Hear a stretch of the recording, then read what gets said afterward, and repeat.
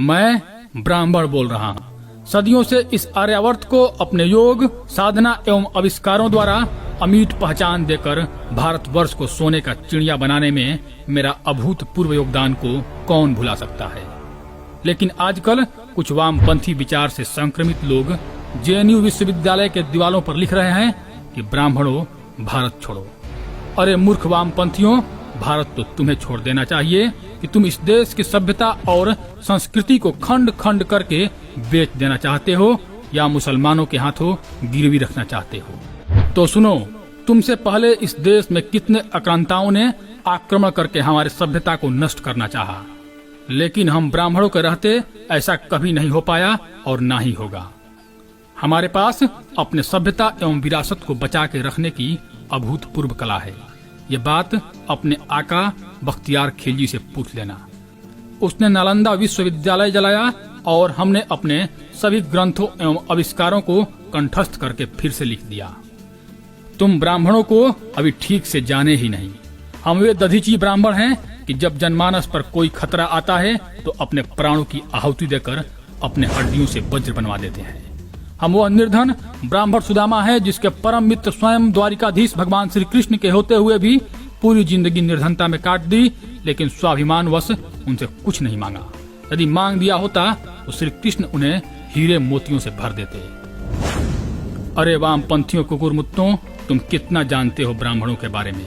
तुम कहते हो कि ब्राह्मणों ने जाति व्यवस्था बनाई और अपने आप को सबसे प्रमुख जाति में रखा। तो सुनो, जाति व्यवस्था हमेशा से ही कर्म के आधार पर रहा है। जो विद्वान होता था, जो पढ़ता था, पढ़ाता था, वो ब्राह्मण कहलाता था। गीता में भगवान कृष्ण ने अर्जुन से कहा था, चातुर्वर्ण्यम मया सृष्टम गुण कर्म विभागसः तस्य कर्तारमपि माम विद्वय कर्तारमव्यम। अर्थात गुण व कर्म के आधार पर मैंने ही इस सृष्टि को 4 वर्णों ब्राह्मण, क्षत्रिय, वैश्य और शूद्र में विभाजित किया है। भगवान कृष्ण तो यदुवंशी राजपूत थे, यानी दूसरे वर्ण में आते थे। यदि ग्वाला के रूप में देखा जाए तो तीसरा वर्ण। इसमें साफ लिखा है कि जातियां कर्म के आधार पर विभाजित हुई, ना कि जन्म के।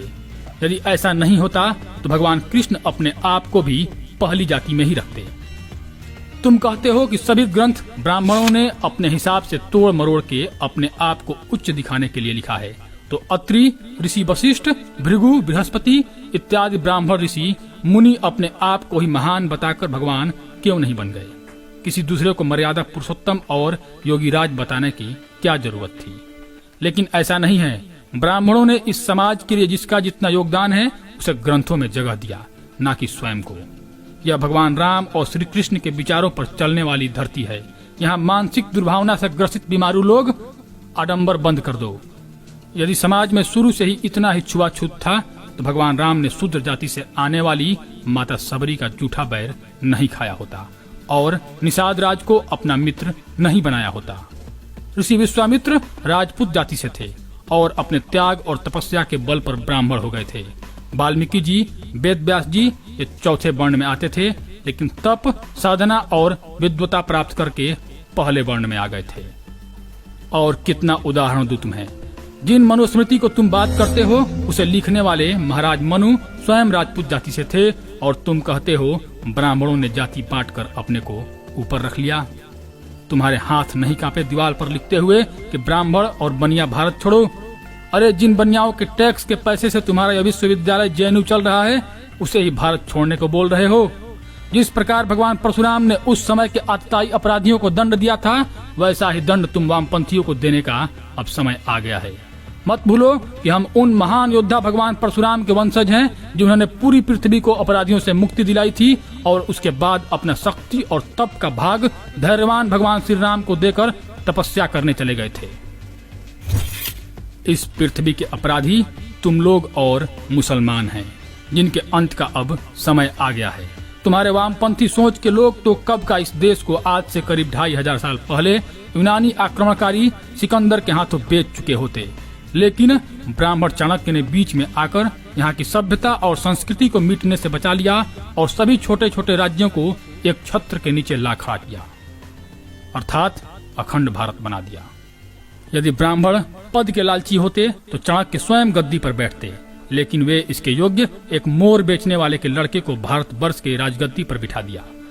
हम हमेशा से ही किंग मेकर की भूमिका में रहे हैं, न कि किंग की। लेकिन जहाँ जरूरत पड़ा वहाँ राजा भी बने हैं। यह देश जब यवनों के हाथों में जा रहा था, तब हम पुष्य मित्र शुंग बनकर अपनी संस्कृति की रक्षा की।